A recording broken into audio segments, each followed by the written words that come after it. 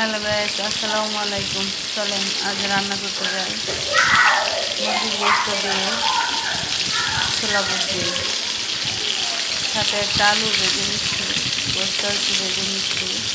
তো দেখেন লাল লাল করে এভাবে গোস্ত ভেজে নিয়ে এই দেখেন আমাদের পোলাপান খেলাইতেছে।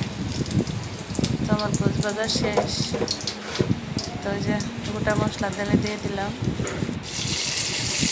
একদম রান্না বান্না শেষ, শুরু হচ্ছে।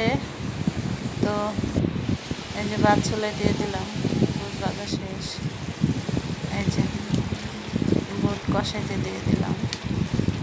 আসলে এই বুটের তরকারি খুবই ভালো লাগে, তবে দেশি মুরগি দিয়ে বেশি ভালো লাগে।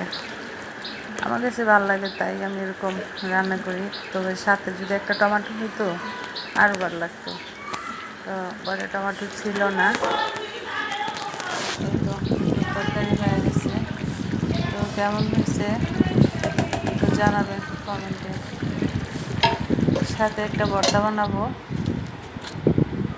এই তো গাছের থেকে দুটা কাঁচামরিচ উঠাতে যাচ্ছি, দুটা কাঁচামরিচ উঠিয়ে নিলাম।